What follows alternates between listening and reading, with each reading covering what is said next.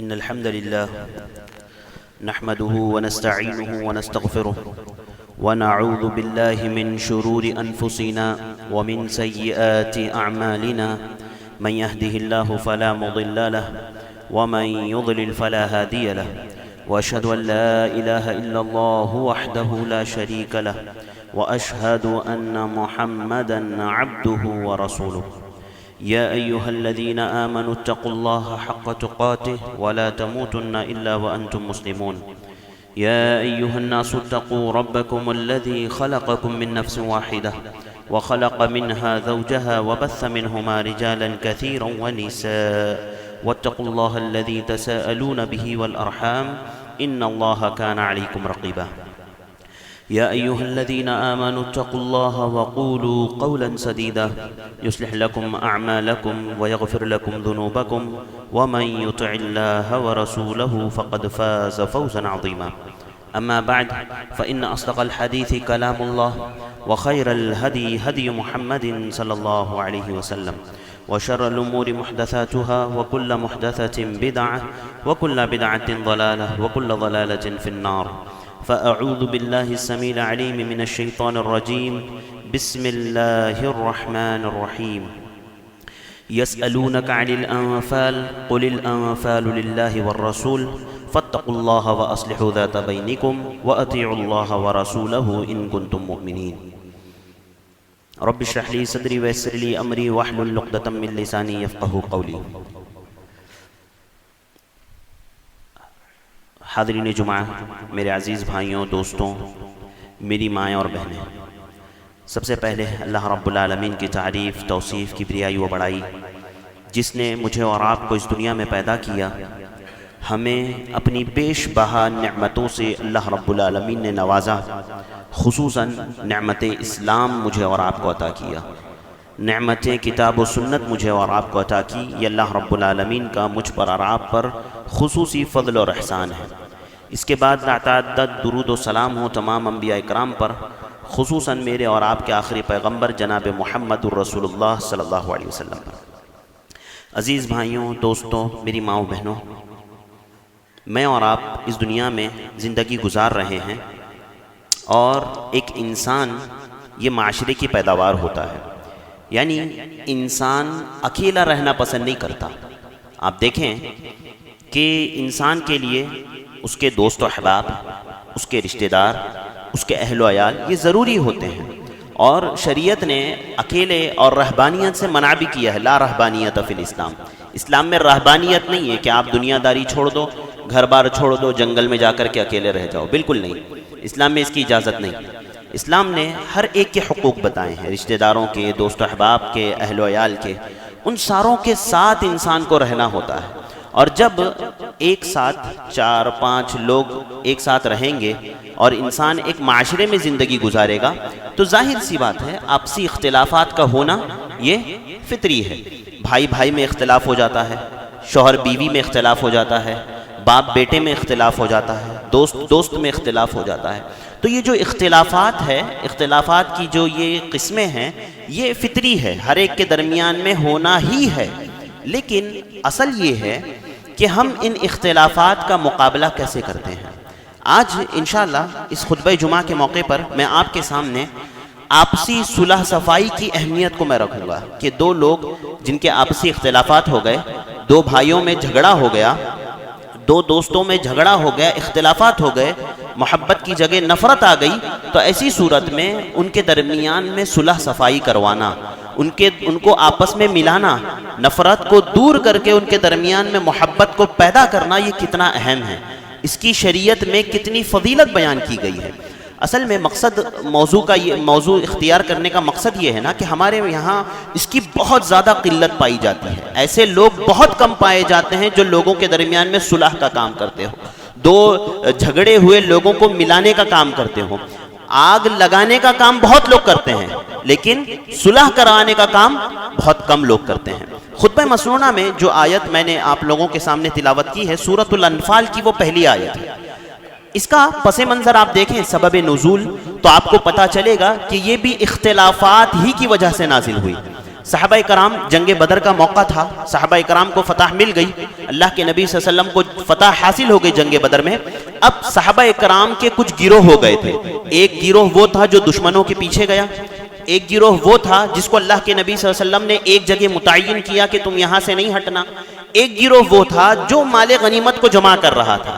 اب اختلافات ان تمام صحابہ کرام میں ہو گئے کہ مال غنیمت کس کا حق ہے۔ ایک کہنے لگا یہ ہمارا حق ہے، ایک کہنے لگا یہ ہمارا حق ہے، کوئی کہنے لگا یہ ہمارا حق ہے۔ جب یہ اختلافات آپس میں ہو گئے تو اللہ رب العالمین نے آیت نازل فرمائی یسألونک عن الانفال، اے نبی یہ لوگ انفال مال غنیمت کے تعلق سے پوچھ رہے ہیں، قل الانفال للہ والرسول، آپ کہہ دیجئے کہ یہ مال غنیمت اللہ اور اس کے رسول کا ہے، فاتقوا اللہ واصلحوا ذات بینکم، اللہ رب العالمین نے حکم دیا کہ اللہ سے ڈرو، اللہ سے ڈرو اور آپسی اختلافات کو، آپسی رشتوں کو ملاؤ، فاتقوا اللہ واصلحوا ذات بینکم، اپنے معاملات میں اصلاح کرو، وَأَطِيعُوا اللَّهَ وَرَسُولَهُ إِن كُنتُم مُؤْمِنِينَ، اور اللہ اور اس کے رسول کی اطاعت کرو اگر تم مومن ہو۔ عزیز بھائیوں دیکھو یہاں پر اللہ رب العالمین نے اصلاح ذات بین کا حکم دیا، یعنی آپسی اختلافات کو، آپسی معاملات کو بہتر طریقے سے نمٹانا اور اختلافات کو ختم کرنا۔ اگر دو بھائیوں میں جھگڑا ہے ان جھگڑے کو ختم کر کے آپس میں ایک دوسرے کی اصلاح کرنا، ایک دوسرے کو معاف کرنا، عفو درگزر سے کام لینا، یہ شریعت نے مجھے اور آپ کو سکھایا ہے۔ آج ہمارے ہاں اس کی بہت قلت پائی جاتی ہے۔ دیکھیے اصل میں مسئلہ یہ ہے نا کہ شیطان جو ہے محبت کو پسند نہیں کرتا، وہ نفرت کو پسند کرتا ہے، وہ دشمنی کو پسند کرتا ہے، وہ عداوت کو پسند کرتا ہے۔ اب بھائی بھائی کا جب اختلاف ہو جاتا ہے تو شیطان اس میں مزید بھڑکاتا ہے، مزید اس میں اور جو ہے تیل ڈالتا ہے کہ آدمی اور اختلاف کرے اور ایک دوسرے کو ناپسند کرے اور ان دونوں کے درمیان میں دشمنی بڑھے۔ آپ دیکھیں کہ شریعت نے سرگوشی سے منع کیا ہے، سرگوشی یعنی چار لوگ بیٹھ کر کے بات کریں، چار لوگ بیٹھ کر کے ایک دوسرے کی غیبت کرے، اس طرح کی سرگوشیوں سے شریعت نے منع کیا ہے۔ لیکن آپ دیکھیں سورہ نساء میں اللہ رب العالمین نے حکم دیا لا خیر فی کثیر من نجوا الا من امر بصدقۃ او معروف او اصلاح بین الناس، اللہ رب العالمین نے کہا کہ بہت ساری سرگوشیاں یہ اچھی نہیں ہوتی ہے، چار لوگوں کا آپس میں بیٹھ کر کے باتیں کرنا، گفتگو کرنا، ایک دوسرے کی غیبت کرنا یہ اچھا نہیں ہوتا ہے، لیکن سوائے ان لوگوں کے جو سرگوشی کر رہے ہو صدقہ کے لیے، صدقہ کی نیت سے، کہ چار لوگ بیٹھ کر کے آپس میں مشورہ کر رہے ہیں کہ ہمارا وہ بھائی بہت پریشان ہے، وہ بہت تکلیف میں ہے، ہمیں چاہیے کہ ہم اس کی مدد کریں، ہم اس کی مدد کریں۔ اگر چار لوگ بیٹھ کر کے اس پر ڈسکس کرتے ہیں، اللہ رب العالمین نے کہا یہ بہت اچھی چیز ہے۔ اسی طرح اللہ رب العالمین نے کہا او معروف، کسی خیر کے کام کے لیے جو آپس میں سرگوشی کر رہے ہو، آپس میں بیٹھ کر کے بات کر رہے ہو، او اصلاح بین الناس، یا آپس میں صلح صفائی کے لیے بیٹھ کر کے وہ باتیں کر رہے ہوں، سرگوشی کر رہے ہوں، کہ آپس میں گفتگو کر رہے ہیں فلاں بھائی، ہمارے دو فلاں بھائیوں کے درمیان میں جھگڑا ہو گیا، مجھے اور آپ کو جا کر کے بات کرنا چاہیے، ان کے درمیان میں صلح کروانا چاہیے، اگر دونوں میں سے کسی کی غلطی ہے تو ان سے کہیں کہ وہ ایک دوسرے سے معافی مانگ لیں، ایک دوسرے کے ساتھ عفو درگزر سے کام لے۔ اس طرح سے اگر کوئی اس کے لیے اگر سرگوشی کرتا ہے، چار لوگ بیٹھ کر کے باتیں کرتے ہیں، اللہ رب العالمین نے کہا یہ بہت اچھی چیز ہے، یہ بہت اچھی چیز ہے۔ اور آگے اللہ رب العالمین نے فرمایا وَمَن يَفْعَلْ ذَلِكَ ابْتِغَاءَ مَرْضَاتِ اللَّهِ فَسَوْفَ نُؤْتِيهِ أَجْرًا عَظِيمًا، اگر جو یہ کام اگر صرف اور صرف اللہ رب العالمین کی رضا کے لیے کرتا ہے، اللہ رب العالمین خالص اللہ رب العالمین کو راضی کرنے کے لیے کرتا ہے، تو اللہ رب العالمین نے کہا کہ اللہ تعالیٰ ان کو عنقریب جو ہے ایک بڑا اجر عطا کریں گے، اللہ تعالیٰ ان کو عنقریب جو ہے اجر عطا کریں گے۔ عزیز بھائیوں یہ صلح صفائی کروانا، آپس میں اختلافات کو ختم کرنا، یہ ایک اچھی صفت ہے۔ آج ہمارے معاشرے میں یہ ختم ہوتی جا رہی ہے، بہت کم لوگ آپ کو، اور ہر دور کا یہ معاملہ رہا ہے، صرف اس دور کی بات نہیں ہے بلکہ ہر دور میں آپ کو ایسا ہی ملے گا کہ اصلاح کروانے والے لوگ بہت کم رہے ہیں۔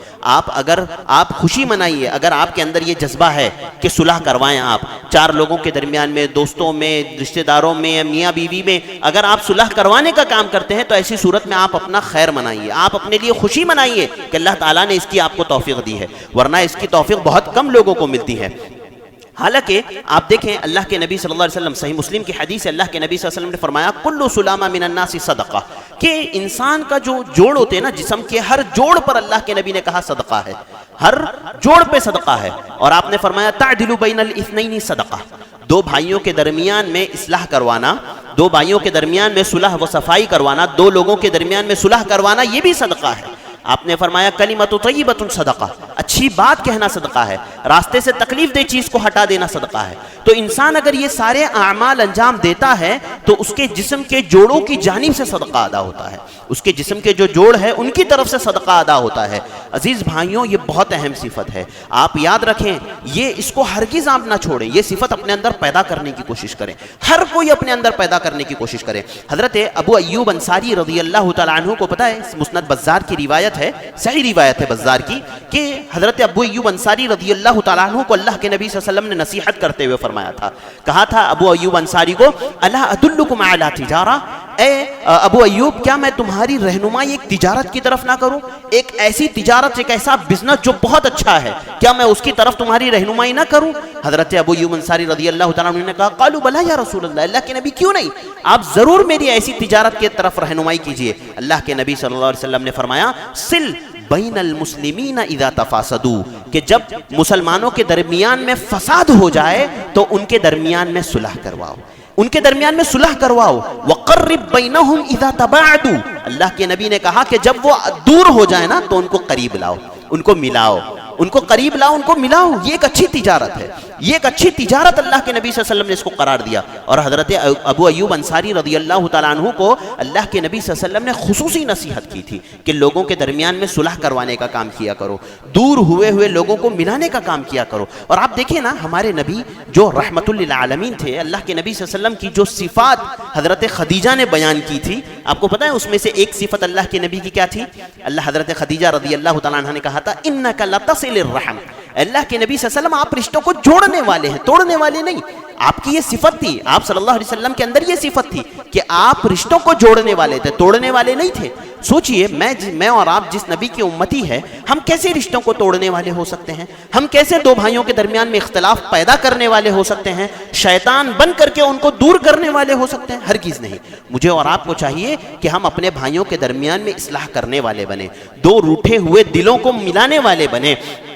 آپس میں اگر کسی بھی وجہ سے اختلاف ہو گیا ہے تو ان کے اختلاف کو میں اور آپ ختم کرنے والے بنے اور ان کو قریب لانے والے بنے۔ خود اللہ رب العالمین نے قرآن مجید میں بھی اسی بات کا حکم دیا نا، فرمایا وَإِن طَائِفَتَانِ مِنَ الْمُؤْمِنِينَ اقْتَتَلُوا فَأَصْلِحُوا بَيْنَهُمَا، کہ جب دو مسلمانوں کے گروہ آپس میں ٹکرا جائے تو ان دونوں کے درمیان میں اصلاح کرو، ان دونوں کے درمیان میں اصلاح کرو۔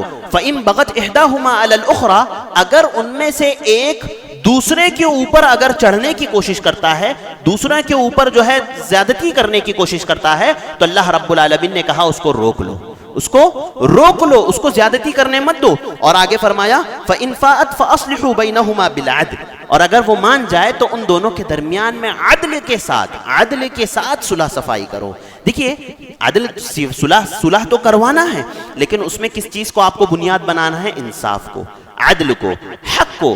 آپ یہ دیکھیں گے، آپ اگر اپنے اندر یہ جذبہ پیدا کر رہے ہیں نا کہ میں صلح کرواؤں گا اگر کسی کے بھی درمیان میں اختلاف ہو جائے تو ایسی صورت میں آپ کو یہ دیکھنا ہوگا کہ عدل کیا ہے، انصاف کیا ہے، کون حق پر ہے اور کس کی غلطی ہے۔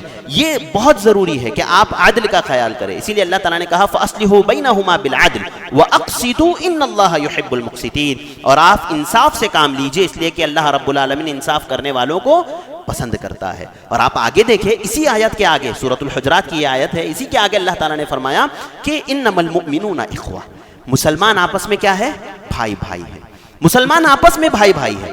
اللہ تعالیٰ بھائی بھائی قرار دینے کے بعد یہ کہتا ہے انما المؤمنون اخوہ فاصلحوا بین اخویکم، کہ آپس میں بھائی بھائی تو ہے لیکن اختلاف ہوگا تو تم کیا کرو؟ اپنے بھائیوں کے اختلافات کو ختم کرو، ان کے اختلافات کو دور کرو، ان کے اختلافات کو دور کرو۔ کیوں؟ لعلکم ترحمون، آگے اللہ رب العالمین نے اس کی وجہ بتائی تاکہ تم پر رحم کیا جائے۔ یعنی جس معاشرے میں ایسے لوگ ہوتے ہیں جو صلح کا کام کرتے ہیں نا، تو اللہ رب العالمین ایسے لوگوں پر خصوصی رحم فرماتا ہے، اللہ تعالیٰ ایسے لوگوں پر رحم فرماتا ہے، ایسے معاشرے پر رحم فرماتا ہے۔ لیکن جس معاشرے میں ایسے لوگ ختم ہو جائے، ناپید ہو جائے، حالانکہ میں تو یہ کہتا ہوں نا کہ ہمارے یہ کاؤنسلنگ سینٹرز ہونے چاہیے، چاہیے ہمارے یہاں خصوصاً یا مسجدوں کے یا کہیں اور ایک ایسے سینٹرز ہونے چاہیے کہ جب کسی دو لوگوں کے درمیان میں اختلاف ہو جائے تو وہ آ کر کے آپ کے پاس رجوع کریں. آپ کے پاس ایسے لوگ موجود ہونے چاہیے جو اس بات کی صلاحیت, ہر علاقے کا یہ معاملہ ہونا چاہیے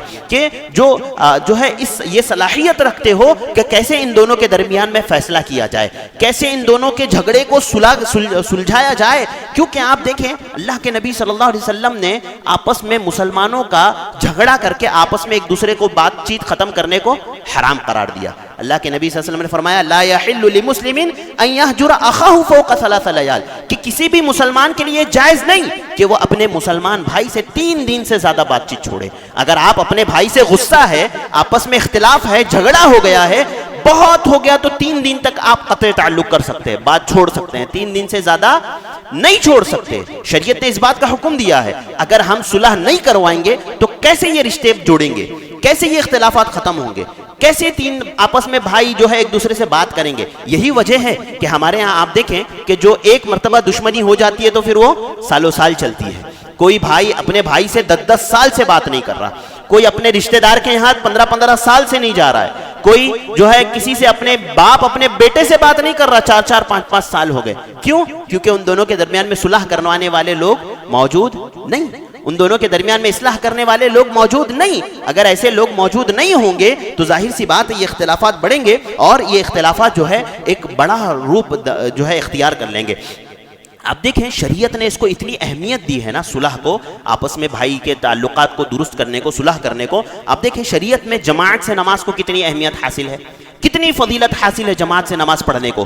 ایک نابینا صحابی اللہ کے نبی کی خدمت میں آتے ہیں, کہتے ہیں اللہ کے نبی صلی اللہ علیہ وسلم میں فجر کے لیے آتا ہوں, راستے میں درندے ہوتے ہیں, موذی جانور ہوتے ہیں, مجھے ڈر ہے کہ کہیں وہ مجھے تکلیف نہ پہنچا دے. اللہ کے نبی صلی اللہ علیہ وسلم نے فرمایا نہیں, تمہیں جماعت سے نماز پڑھنے کے لیے مسجد میں آنا ہوگا, تمہیں مسجد میں آ کر کے جماعت سے نماز ادا کرنی ہوگی. ایک نابینا شخص کو اللہ کے نبی صلی اللہ علیہ وسلم اس بات کی تاکید کر رہے ہیں. اللہ کے نبی صلی اللہ علیہ وسلم یہ بات کہہ رہے ہیں کہ میں چاہتا ہوں کہ کسی کو مصلی پر کھڑا کر دوں رات میں, اور میں ان لوگوں کے گھروں کو جا کر کے آگ لگا دوں جو جماعت سے نماز پڑھنے کے لیے نہیں آتے ہیں. اتنی اہمیت جماعت کی ہونے کے باوجود اللہ کے نبی صلی اللہ علیہ وسلم جماعت سے مسبوق ہو جاتے ہیں, اس وجہ سے کہ لوگوں کے درمیان میں صلح کروا رہے ہوتے ہیں. اللہ کے نبی صلی اللہ علیہ وسلم نے بہت کم جماعت چھوڑی ہے نا, جماعت میں مسبوق ہوئے ہیں. جب قباء والوں کے درمیان, مسجد قباء جہاں پر واقع ہے, وہاں کے لوگوں کے درمیان میں جب اختلاف ہو گیا, اللہ کے نبی صلی اللہ علیہ وسلم وہاں پر صلح کروانے کے لیے گئے تو آپ صلح کرواتے کرواتے آپ کو اتنی تاخیر ہو گئی کہ یہاں جماعت کھڑے ہو گئی. حضرت ابو بکر نماز پڑھانے لگے, پھر اللہ کے نبی آئے اور ایک وہ لمبا تفصیلی واقعہ ہے. لیکن آپ دیکھیں کہ صلح کو اتنی اہمیت شریعت نے دی ہے کہ اگر آپ صلح کا کام کر رہے ہیں نا باہر بیٹھ کر کے کہیں پر, اور آپ کو لگ رہا ہے کہ اگر ابھی میں ان کے درمیان میں صلح کرنا نہ بند کر دوں گا, جا کر کے جماعت سے اگر نماز پڑھنے کے لیے میں چلا جاؤں گا تو بعد میں پھر صلح نہیں ہو پائے گی, بعد میں پھر صلح نہیں ہو پائے گی. آپ کو اجازت ہے آپ جماعت ترک کر کے ان کی صلح کروائیں, ان کے درمیان میں صلح کروائیں, آپ یہ اجازت ہے آپ کو. جماعت چھوڑ کر کے, جماعت کو میں مسبوق ہو کر کے آپ ان کے درمیان میں صلح کروا سکتے ہیں. آپ سوچیں کہ کتنی اہمیت ہے. نبی صلی اللہ علیہ وسلم جماعت میں مسبوق ہو گئے, آپ صلی اللہ علیہ وسلم, جو آپ بہت کم جماعت میں 2 یا 3 مرتبہ جماعت سے مسبوق ہوئے. کس وجہ سے؟ صرف صلح کروانے کی وجہ سے, آپس میں لوگوں کو ملانے کی وجہ سے. عزیز بھائیوں, یہ ایک عظیم عمل ہے, یہ ایک اسلام کی ایک عظیم صفت ہے, صلح صفائی کروانا, آپس میں لڑے ہوئے لوگوں کو ملوانا, یہ ایک عظیم عمل ہے. مجھے اور آپ کو چاہیے کہ ہم اس کی اہمیت کو سمجھیں اور یہ صفت اپنے اندر پیدا کرنے کی کوشش کریں اور یہ صفت اپنائیں. کیونکہ ایک آدمی جو نفل نماز پڑھ رہا ہے, ایک آدمی جو نفل صدقہ کر رہا ہے, ایک آدمی جو صلح کروا رہا ہے, وہ ان دونوں سے افضل ہے, وہ ان دونوں سے افضل ہے. اگر آپ مسجد میں رہ کر کے نفل نمازیں ادا کر رہے ہیں, آپ باہر نکل کے لوگوں کو نفل صدقات بانٹ رہے ہیں, اسی کے مقابلے میں اگر کوئی شخص جا کر کے لوگوں کے درمیان میں صلح کروا رہا ہے نا, تو وہ اس نماز پڑھنے والے سے بھی افضل ہے, وہ صدقہ کرنے والے سے بھی افضل ہے. اللہ کے نبی صلی اللہ علیہ وسلم نے فرمایا الا ادلکم, سنن نبی داؤد کی روایت ہے, آپ صلی اللہ علیہ وسلم نے فرمایا الا ادلکم علی افضل الصیام والصدقۃ, کہ میں, اللہ کے نبی صلی اللہ علیہ وسلم فرمایا کہ میں تمہاری رہنمائی ایک ایسے عمل کی طرف نہ کروں جو نفل نماز سے افضل ہے, جو نفل صدقات سے افضل ہے. آپ صلی اللہ علیہ وسلم نے فرمایا کہ اصلاح ذات القول بلا یا رسول اللہ. صحابہ اکرام نے پوچھا کہ اللہ کے نبی صلی اللہ علیہ وسلم ضرور بتائیے آپ کہ کون سا ایسا عمل ہے جو نفل نماز سے, نفل صدقات سے افضل ہے. تو آپ صلی اللہ علیہ وسلم نے فرمایا اصلاح ذات البین, آپسی اختلافات کو ختم کرنا، دو روٹھے ہوئے لوگوں کو ملانا، یہ نفل روزوں سے، نفل صدقات سے افضل ہے۔ اور آگے فرمایا وَفَسَادُ ذَاتِ الْبَيْنِ، اور آپس میں اختلاف کرنا، فساد مچانا، ہی الحالقہ، یہ مونڈ دینے والی ہے۔ مونڈ دینے آنا ہمارے زبان میں سمجھے ٹکلا کر دینے والی، بال آدمی نکال دیتا ہے نا پورے سر کے، بال بالکل سر ایک دم صاف کر دیتا ہے، تو اللہ کے نبی صلی اللہ علیہ وسلم نے فرمایا ہی الحالقہ، پھر فرمایا وَلَا أَقُولُ تَحْلِقُ الشَّعْرِ، آپ نے فرمایا کہ یہ مونڈ دینے والی ہے، اور میں نہیں کہتا کہ یہ بالوں کو مونڈنے والی ہے، وَلَكِنْ تَحْلِقُ الدِّينِ، اللہ کے نبی صلی اللہ علیہ وسلم نے فرمایا کہ یہ دین کو صاف کر دینے والی ہے۔ جیسے انسان اپنے سروں سے بالوں کو صاف کر دیتا ہے نا، ویسے یہ فساد جو ہے انسان کے دین کو صاف کر دیتا ہے۔ عزیز بھائیوں، یہ صلح صفائی جو آج ہمارے معاشرے سے ختم ہو رہی ہے نا، اس کو میرے اور آپ کے اندر پیدا کرنے کی ضرورت ہے۔ ہمیں اب اس تعلق سے سوچنے کی ضرورت ہے کہ ہم کیسے اپنے بھائیوں کے درمیان میں صلح و صفائی کروائیں، کیسے ان کے روٹھے ہوئے دلوں کو منائیں، کیسے شیطان کو ان کے درمیان میں داخل ہونے سے ہم روکیں۔ آج ہمارے یہاں معاملہ یہ ہے نا کہ جب دو بھائیوں کے درمیان میں اختلاف ہو جاتا ہے تو لوگ صلح کروانے کے بارے میں نہیں سوچتے، مزید اس کو آگ بھڑکانے کے بارے میں سوچتے ہیں۔ کیوں؟ کیونکہ وہ یہ سمجھتے ہیں کہ جب یہ دونوں لڑیں گے تو فائدہ تیسرے کا ہوگا، جب دو کے درمیان میں اختلاف ہوگا تو فائدہ تیسرا اٹھائے گا۔ اب وہ اس کوشش میں اس آگ کو مزید بھڑکاتا ہے، اور پھر وہ کیا کرتا ہے پتہ ہے؟ اس کو حق کا نام دیتا ہے۔ وہ یہ کہتا ہے کہ بھائی میں نے تو حق ہی کہا۔ اب دو بھائی آپس میں جھگڑے ہوئے ہیں، ایک نے اب غصہ ہوتا ہے انسان کا، اب غصے میں انسان کچھ بھی بول دیتا ہے، اب ایک نے دوسرے کے تعلق سے بولا، دوسرے نے اس کے تعلق سے بولا، اب یہ جو بیچ میں سننے والا ہے یہ کیا کرتا ہے؟ دونوں کو جا کر کے حقیقت بتاتا ہے، اور یہ سمجھتا ہے کہ میں بہت بڑا کام کر رہا ہوں، میں حق بیان کر رہا ہوں، میں سچ بیان کر رہا ہوں۔ ارے میرے بھائیوں سوچو، یہ ایسا موقع ہے جہاں پر اللہ کے نبی صلی اللہ علیہ وسلم نے جھوٹ بولنے کی اجازت دی ہے، جھوٹ بولنے کی اجازت دی ہے، حالانکہ جھوٹ کیا ہے؟ کبیرہ گناہ ہے، کبیرہ گناہ ہے۔ اللہ کے نبی صلی اللہ علیہ وسلم نے کہا کہ علیکم بالصدق، تمہارے اوپر سچائی لازم ہے، فإن الصدق يهدي إلى البر، اس لیے کہ سچائی نیکی کی طرف لے جاتی ہے، اور نیکی جنت کی طرف لے جاتی ہے۔ اور آپ نے فرمایا جھوٹ سے بچو، اس لیے کہ جھوٹ جہنم کی طرف لے جانے والی ہے۔ بندہ جھوٹ کہتا رہتا ہے یہاں تک کہ اللہ تعالیٰ یکتب عند اللہ کذابا، اللہ کے یہاں وہ جھوٹا لکھ دیا جاتا ہے۔ شریعت نے جھوٹ سے ہر جگہ روکا ہے، جھوٹ کو کبیرہ گناہوں میں سے شمار کیا ہے، لیکن کہا کہ جب دو بھائیوں کے درمیان میں صلح کی بات آ جائے تو تمہیں اجازت ہے کہ جا کر کے جھوٹ بولو۔ ایک بھائی نے دوسرے بھائی کی تعریف نہیں کی، پھر بھی آپ جا کر کے ایک کے بارے میں دوسرے کے تعلق سے کہہ سکتے ہیں کہ وہ تو آپ کی تعریف کر رہا تھا، وہ تو میرے سامنے آپ کے تعلق سے کتنے اچھے تاثرات پیش کر رہا تھا، آپ اس سے جھگڑ رہے ہو، اس کے تعلق سے ایسی بات کر رہے ہو، وہ تو آپ کی تعریف کر رہا تھا۔ جب بندہ یہ سنتا ہے نا کہ میری تعریف کر رہا تھا تو وہ جو غصہ دل میں ہے نا وہ تھوڑا سا ہلکا ہو جاتا ہے، وہ تھوڑا کم ہو جاتا ہے۔ شریعت نے اس بات کی اجازت دی ہے آپ کو کہ جب دو بھائیوں کے درمیان میں اختلاف ہو جائیں، آپ یہ چاہتے ہیں کہ دونوں کے درمیان میں صلح ہو جائے، دونوں مل جائے، تو آپ کو اجازت ہے کہ آپ جھوٹ بولیں۔ اللہ کے نبی صلی اللہ علیہ وسلم نے فرمایا لیس الکذاب، کہ وہ شخص جھوٹا نہیں ہے۔ آپ نے فرمایا لیس الکذاب، وہ شخص جھوٹا نہیں ہے جو لوگوں کے درمیان میں صلح کرنے کے لیے جھوٹ بولے، صلح کروانے کے لیے جھوٹ بولے۔ یعنی آپ اپنے بھائی کے پاس جا کر کے یہ کہیں کہ بھائی فلاں نے آپ کے بارے میں وہ تو اس طرح کے تاثرات پیش کر رہا تھا، اتنی اچھی اچھی باتیں کر رہا تھا، آپ اس کے تعلق سے ایسا بول رہے ہو، اور پھر آپ دوسرے کو جا کر کے، حالانکہ نہیں بولا ہے دونوں نے ایک دوسرے کے تعلق سے، اور پھر آپ دوسرے کے پاس جا کر کے یہ بولے کہ دیکھو آپ ایسا مت کرو، وہ تو آپ کے تعلق سے اتنی اچھی اچھی باتیں کر رہے ہیں۔ تو شریعت نے یہاں تک اجازت دی ہے کہ اگر ہمارے بھائیوں کے درمیان میں صلح کا کام مجھے اور آپ کو کرنا ہے، ایسی صورت میں اگر ہمیں جھوٹ بولنا پڑے تو ہمیں جھوٹ بولنے کی بھی اجازت ہے۔ آپ سوچیں کہ کتنی اس کی اہمیت ہے۔ آج ہم لوگ اس عمل کو نہیں سمجھ رہے، اس عمل کی اہمیت کو نہیں سمجھ رہے۔ ہم یہ سمجھتے ہیں کہ بھائی چھوڑو جانے دو، لڑنے دو دونوں کو، ان لوگ کے لیے ایسا ہی ہونا چاہیے، ان کے ساتھ ایسا ہی ہونا چاہیے، یہ دونوں ایسے ہی کرنے چاہیے۔ نہیں، بالکل نہیں۔ انسان کو یہ احساس ہونا چاہیے، کیونکہ اللہ تعالیٰ نے کیا کہا انما المؤمنون اخوہ، کہ آپس میں ہم بھائی بھائی ہیں۔ آپ خود سوچیں جب آپ کا اپنے بھائی کے ساتھ میں جھگڑا ہوتا ہے، آپ کے دل میں افسوس ہوتا ہے کہ نہیں، احساس ہوتا ہے کہ نہیں؟ کچھ بھی ہو یہ میرا بھائی ہے۔ ہاں، جب آپ کے دو چھوٹے بھائی آپس میں لڑ رہے ہو، ان کے درمیان میں اختلاف ہو گیا ہو، تو کیا بڑے بھائی کا دل نہیں دکھ تھا کہ میرے بھائیوں کے درمیان میں اختلاف ہو گیا ہے؟ تو جس طرح وہاں پر ہمارا دل دکھ رہا ہے، ہمارے آپس میں جو دینی بھائی ہیں ان کے درمیان میں جب اختلاف ہو تو ہمیں یہ احساس ہونا چاہیے۔ ہمیں صلح کی کوشش کرنی چاہیے، ہمیں ہمارے اندر صلح کا وہ جذبہ ہونا چاہیے. اللہ کے نبی صلی اللہ علیہ وسلم دیکھیے حضرت کعب بن مالک اور ابن ابی الدرداء رضی اللہ تعالی عنہما کے درمیان میں اختلاف ہو گیا. مسجد میں دونوں بیٹھے ہوئے ہیں, آپس میں دونوں بات کر رہے ہیں. حضرت کعب بن مالک رضی اللہ تعالیٰ عنہ کہتے ہیں کہ میں ابو الدرداء جو ہے ابن ابی الدرداء میرے قرضہ دینا تھا, میں ان سے پیسہ لینا ہوا تھا, یعنی میں لینے والا تھا اور وہ دینے والے تھے, لہذا میری آواز اتنی بلند ہو گئی کہ اللہ کے نبی صلی اللہ علیہ وسلم کے کمرے تک آپ کی آواز چلی گئی. یعنی اللہ کے نبی صلی اللہ علیہ وسلم کا کمرہ مسجد سے ملا ہوا تھا نا. حضرت کعب بن مالک کہتے ہیں کہ میں نے اتنی آواز بلند کی کہ اللہ کے نبی صلی اللہ علیہ وسلم کے کمرے تک میری آواز پہنچ گئی. یعنی وہ یہ بتانا چاہ رہے کہ اللہ کے نبی صلی اللہ علیہ وسلم ایسے نہیں کہ عالم الغیب ہے, آپ نے گھر میں بیٹھے بیٹھے ہمارے مسجد کے جھگڑے کو سن لیا. حضرت کعب بن مالک وضاحت کر رہے کہ میری آواز بلند ہوئی, اس کی وجہ سے اللہ کے نبی نے سنا. اگر میری آواز بلند نہیں ہوتی تو اللہ کے نبی نہیں سنتے. لہذا حضرت کعب بن مالک کہتے ہیں کہ میری آواز بلند ہوئی, اللہ کے نبی صلی اللہ علیہ وسلم نے سنا.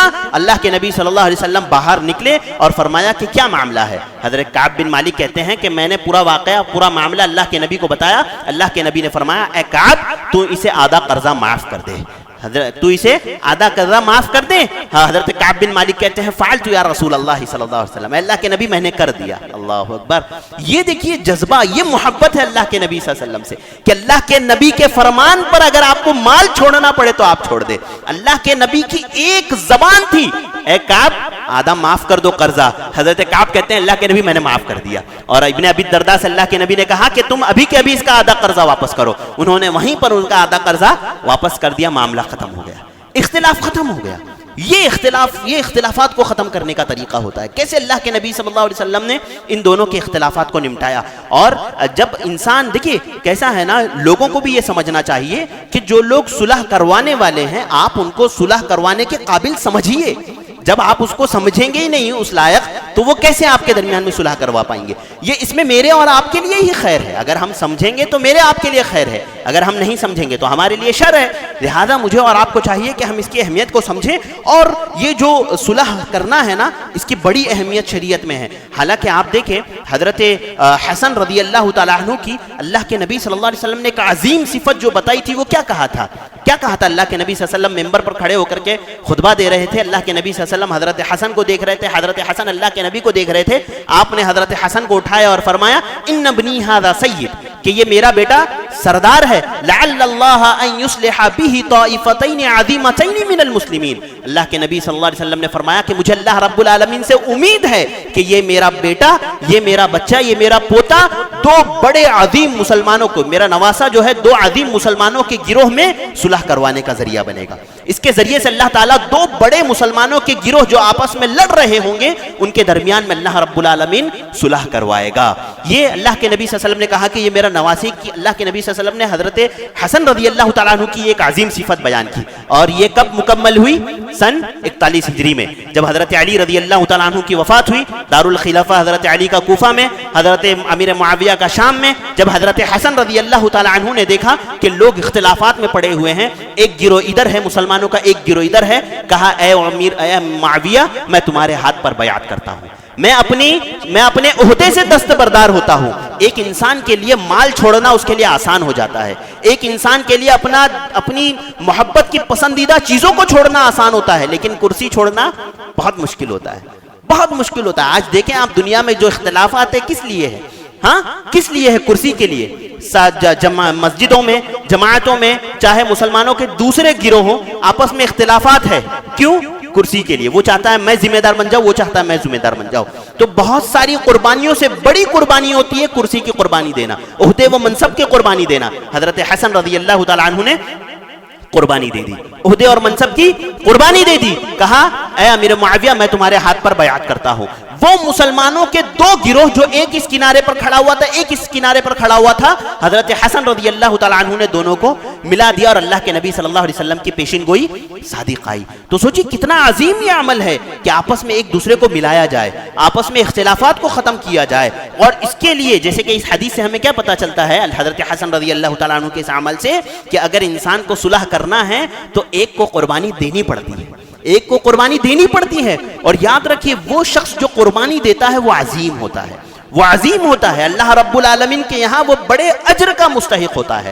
لہذا مجھے اور آپ کو چاہیے کہ ہم یہ صفت اپنے اندر پیدا کریں، یہ احساس اپنے اندر پیدا کریں کہ یہ ایک عظیم صفت ہے جس کو میں اور آپ اختیار کریں۔ اور آپ دیکھیں اختلافات میں ایک تو بھائی بھائی کے درمیان میں اختلاف ہوتا ہے، ٹھیک ہے، آپ ان کے درمیان میں صلح کروا سکتے ہیں، آپ ایک دوسرے کی تعریف کروا کے صلح کروا سکتے ہیں۔ اسی طرح میاں بیوی کے درمیان میں اختلاف ہوتا ہے جو بہت بڑا اختلاف ہے، اور شیطان جس اختلاف کو سب سے زیادہ پسند کرتا ہے وہ کون سا اختلاف ہے؟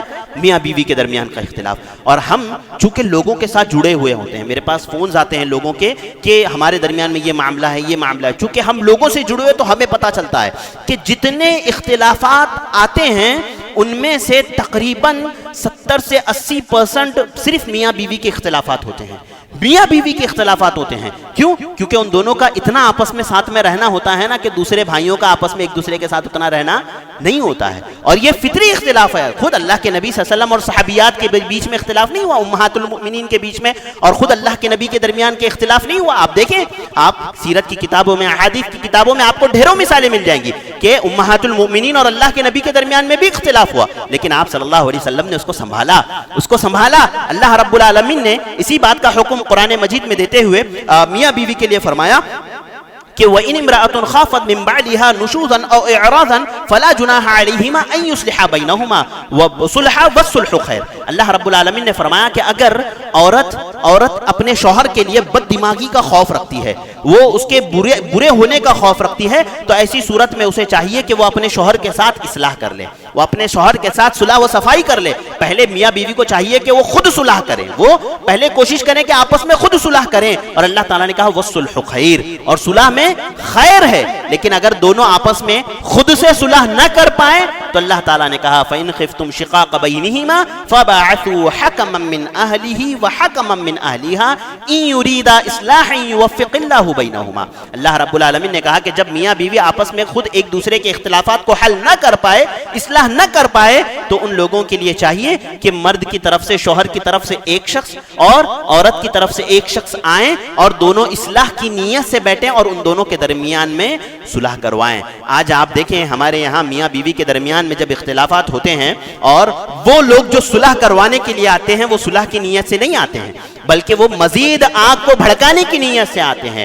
آپ دیکھیں ایسے لوگوں کو صلح کی ذمہ داری دینا جو اس کے لائق نہیں ہے، یہ اختلافات کو بڑھانے کا ذریعہ بنتی ہے، اور وہ آپس میں ایک دوسرے کے اوپر غالب آنے کی کوشش کرتے ہیں، جس کی وجہ سے وہ میاں بیوی کی زندگی برباد ہوتی ہے، ان کی زندگی تباہ ہوتی ہے۔ لہذا اللہ رب العالمین نے حکم دیا کہ جب اصلاح کرنے والے آئیں تو وہ اس لائق ہو کہ وہ اصلاح کریں، وہ اصلاح کرنے کے لائق ہو، ایسے لوگوں کو موقع دیا جائے اصلاح کرنے کا۔ ہمارے یہاں ہوتا یہ ہے نا کہ ایک آدمی جو مالدار ہے، مالدار آدمی یہ کوشش کرتا ہے کہ میں کسی طرح سے اس کو دبا کر کے اپنی بات منواؤں۔ وہ یہ کہتا ہے کہ نہیں، تجھے ایسا کرنا ہوگا، میری بیٹی لے جانا ہے تو ایسا کرنا ہوگا، فلاں چیز فلاں چیز فلاں چیز۔ اس میں اختلافات مزید بڑھ جاتے ہیں، دوریاں مزید بڑھ جاتی ہے۔ لہذا ایسی صورت میں مجھے اور آپ کو چاہیے کہ ہم اس بات کو سمجھیں کہ جب اختلافات ہو جائیں تو اصلاح کی نیت سے لوگ بیٹھیں، اصلاح کریں، اور جگہ جگہ ہمیں چاہیے نا کہ اس طرح کے ہم جو ہے ایک سسٹم قائم کریں۔ مسجد ہو، مسجد میں آپ بنائیں کہ لوگوں کے درمیان میں، ہمارے علاقے میں کسی کے پاس بھی اگر اختلاف ہو جائیں آپس میں، وہ اگر اپنے اختلاف کو ختم نہیں کر پا رہے تو وہ آئیں مسجد میں آ کر کے بیٹھیں۔ لوگ دیکھیں مسجد میں آنے کا ایک فائدہ یہ ہوتا ہے نا، یہ ساری چیزیں مسجد میں کرنے کا، کہ آدمی آواز بلند نہیں کر سکتا۔ کیوں؟ کیونکہ مسجد میں اس سے منع کیا گیا ہے۔ آپ باہر لے جائیں تو آپس میں چیخ و پکار ہوگی، لڑائی جھگڑے ہوں گے، مار پیٹ تک بات آ سکتی ہے۔ لیکن جب، اور اللہ کے نبی صلی اللہ علیہ وسلم یہ سارے معاملات مسجد میں انجام دیتے تھے بالکل، اور گویا اللہ کے نبی صلی اللہ علیہ وسلم کے زمانے میں مسجد ہی جو ہے دارالخلافہ ہوا کرتی تھی، وہاں پر لوگوں کے فیصلے ہوتے تھے، بہت ساری چیزیں ہوا کرتی تھی۔ لہذا لوگوں کو، حضرت کعب بن مالک اور حضرت ابو الدرداء کا فیصلہ، ابن ابی الدرداء کا فیصلہ کہاں ہوا؟ مسجد ہی میں ہوا نا۔ اللہ کے نبی نے دونوں کے درمیان میں اصلاح کی فیصلہ کیا۔ لہذا اگر مسجد سے یہ کام ہو تو زیادہ بہتر ہے، تاکہ آدمی وہاں پر آوازوں کو بلند نہ کر سکے، بات جھگڑے کی نوبت تک نہ آ سکے۔ لوگ مسجد میں ہم ایسے لوگوں کو رکھیں کہ جو آئیں اور صلح صفائی کروائے، آپس میں اختلافات کو حل کریں۔ یہ مسلمانوں کا امتیاز ہونا چاہیے، یہ مسلمانوں کا شرف ہونا چاہیے۔ لیکن آج ہمارا بہت افسوس کے ساتھ یہ کہنا پڑتا ہے کہ ہمارے درمیان میں یہ چیز بالکل ختم ہے۔ آپ مجھے بتائیں کہ آپ کو پتا ہے کوئی ایسا ہے جو اس کا کام کرتا ہے، صلح صفائی کا کام کرتا ہے، لوگوں کو ملانے کا کام کرتا ہے، آپس میں ایک دوسرے کو جوڑنے کا کام کرتا ہے.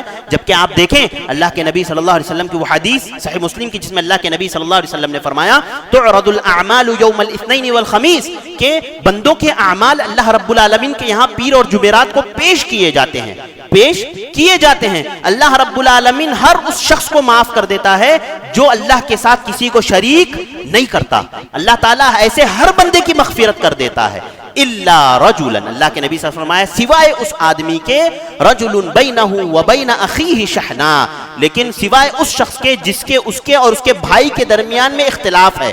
اختلاف ہے، اللہ رب العالمین کیا کہتا ہے؟ چھوڑ دو ان دونوں کو، چھوڑ دو ان دونوں کو، یہاں تک کہ حتی یستلیحا، یہاں تک کہ وہ دونوں آپس میں صلح کر لیں. اللہ اکبر. میرے بھائیوں سوچو، میری ماؤں بہنوں سوچو کہ اللہ رب العالمین ہماری مغفرت کو مؤخر کر دیتا ہے. یہ کہتا ہے کہ دونوں کے درمیان میں اختلاف ہے، بات چیت بند ہے نا، چھوڑ دو، ابھی چھوڑ دو ان کو. کب تک؟ جب تک کہ یہ آپس میں ایک دوسرے کے درمیان میں صلح کر لیں. ہماری ماؤں بہنوں کے درمیان میں بہت اختلافات ہوتے ہیں، آپس میں رشتہ داری ہے، ہو جاتے ہیں اختلافات. عورتوں کے اندر بھی یہ جذبہ ہونا چاہیے کہ ہم بیٹھ کر کے بات کریں، آپس میں ایک دوسرے کی اصلاح کروائیں، بات کریں کہ بھائی اگر آپ کی غلطی ہے تو آپ معافی مانگ لو، آپ کی غلطی ہے تو آپ معافی مانگ لو. اس طرح سے معاملے کو جو ہے صاف کریں اور اسی طرح سے آپس میں ایک دوسرے کی اصلاح کریں. یہ بہت ضروری ہے. اور شیطان اس آگ کو بھڑکاتا ہے.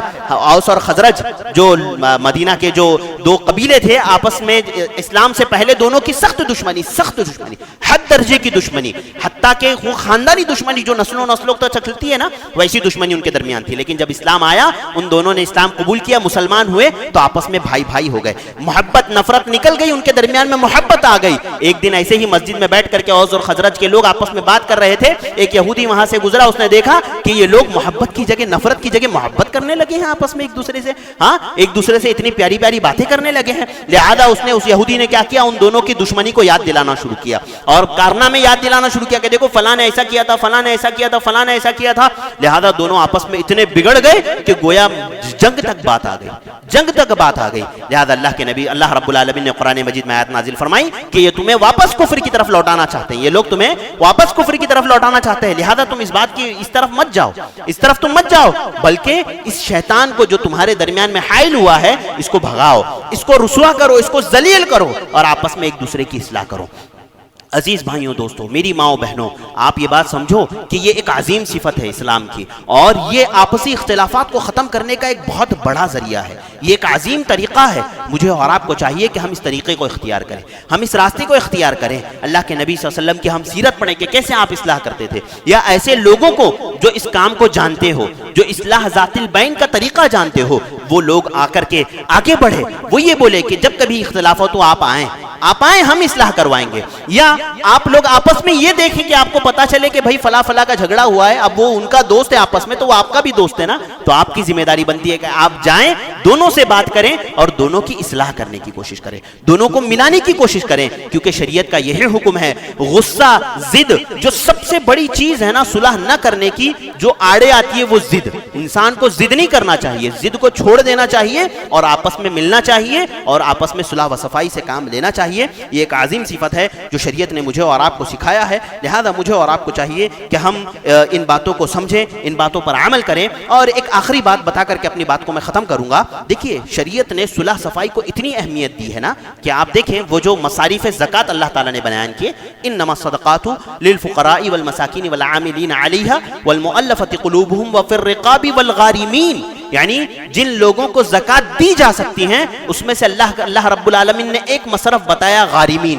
غارمین پتہ ہے اس میں کون لوگ داخل ہے؟ اہل علم نے کہا کہ اس میں وہ شخص غارم وہ شخص ہوتا ہے کہ جس نے دو بھائیوں کے درمیان میں صلح کروائی. یعنی ایک قرضہ دینا تھا، دوسرا قرضہ لینے والا تھا. اب دونوں کے درمیان میں لینے دینے کے درمیان میں اختلاف ہو گیا، لہذا آپ بیچ میں گئے، آپ نے دونوں کے درمیان میں صلح کروائی. آپ نے کہا کہ چلو ان کا قرضہ میں ادا کر دوں گا، ان کا قرضہ میں ادا کر دوں گا. ان کے قرضے کی ذمہ داری آپ نے لے لی. اللہ رب العالمین نے کہا والغارمین، ایسے شخص کو بھی آپ زکوٰۃ کا پیسہ دے سکتے ہو کہ تم جا کر کے اس کا قرضہ ادا کر دو تاکہ دونوں بھائیوں کے درمیان میں صلح ہو جائے۔ سوچئے کتنا اہم ہے کہ اللہ رب العالمین نے اس بات کی اجازت دے دی کہ اگر آپ نے صلح صفائی کا کام کرنے کا ارادہ کیا، آپ نے یہ کہا کہ میں اس کا قرض میں آپ کو ادا کر دوں گا، آپ دونوں آپس میں مل جاؤ، تو ایسی صورت میں آپ زکوٰۃ کے پیسہ لینے کے مستحق بن گئے۔ آپ کے لیے جائز ہو گیا زکوٰۃ میں سے پیسہ لے کر کے کہ آپ اس کے قرض کو ادا کریں، گرچہ آپ کروڑوں روپیہ آپ کے پاس کیوں نہ ہو، لاکھوں روپیہ آپ کے پاس کیوں نہ ہو۔ اہل علم کے درمیان میں اس بات پہ اتفاق ہے کہ ایسا شخص جو غارم ہے، جس نے کسی کے قرضے کی ذمہ داری لی ہو، ایسے شخص کے لیے جائز ہے کہ وہ جو ہے بیت المال کے زکوٰۃ کے مال سے اس قرضے کو ادا کر سکتا ہے۔ تو آپ سوچیں کہ شریعت نے کتنی اس کو اہمیت دی ہے۔ جگہ جگہ اللہ رب العالمین نے خود اس کا حکم دیا، خود اللہ کے نبی صلی اللہ علیہ وسلم نے اس کا حکم دیا، اور یہ صفت آج میرے اور آپ کے اندر سے ناپید ہے، ختم ہو چکی ہے۔ عزیز بھائیوں دوستو، میری ماؤں بہنوں، مجھے اور آپ کو چاہیے کہ یہ صفت ہم اپنے اندر پیدا کریں، ہم اپنے اندر پیدا کریں، اللہ رب العالمین سے ڈریں۔ اللہ تعالیٰ ہماری جو ہے مغفرت کو اللہ تعالیٰ مؤخر کر دیتا ہے، لہذا مجھے اور آپ کو چاہیے کہ ہم آپس میں اختلافات کو ختم کریں، ہم آپس میں میل و محبت کو پیدا کریں۔ جہاں کہیں بھی کو پتہ چلے آپ کے بھائیوں کے درمیان میں یا دو بہنوں کے درمیان میں اختلاف ہو گیا ہے، آپ اصلاح کی نیت سے جائیے، خیر کی نیت سے جائیے، اللہ رب العالمین کو راضی کرنے کی نیت سے جائیے۔ یاد رکھیے اللہ رب العالمین اس کی عظیم جزا مجھے اور آپ کو عطا کریں گے۔ اللہ تعالیٰ سے دعا ہے اللہ تعالیٰ مجھے اور آپ کو اس کی توفیق عطا فرمائے۔ اللہ رب العالمین مجھے اور آپ کو صلح صفائی کرنے والا بنائے۔ اللہ رب العالمین میرے اور آپ کے اندر یہ جذبہ پیدا فرمائے۔ اللہ رب العالمین ہمارے اختلافات کو ختم فرما۔ اے اللہ رب العالمین ہمارے درمیان میں اصلاح پیدا فرما۔ اے اللہ رب العالمین ہمیں لوگوں کے درمیان میں اصلاح کرنے والا بنا۔ اے اللہ رب العالمین جو مسلمان پریشان حال ہیں ان کی پریشانیوں کو دور فرما۔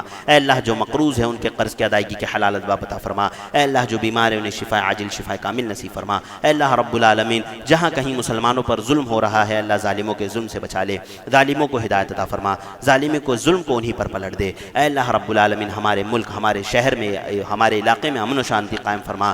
شاررین کے شرور اور حاسدین کے حسد سے ہمیں محفوظ رکھ، حکومت کے شرور سے ہمیں محفوظ رکھ، شریر لوگوں کے شرور سے ہمیں محفوظ رکھ، اور ہمارے علاقے امن شانتی قائم فرما۔ اے اللہ رب العالمین جو مسلمان مقروض ہیں ان کے قرض کی ادائیگی کے حلال اسباب عطا فرما۔ اے اللہ رب العالمین جو بے اولاد ہیں انہیں صاحب اولاد بنا دے، انہیں نیک صالح اولاد عطا فرما۔ اے اللہ ہماری اولاد کو تو نماز کا، عبادات کا پابند بنا۔ اے اللہ رب العالمین تو جب تک ہمیں زندہ رکھ، اسلام پر زندہ رکھ، جب بھی ہمارا خاتمہ ہو خاتمہ بالخیر ہو، آمین۔ وآخر دعوانا والحمد للہ رب العالمین۔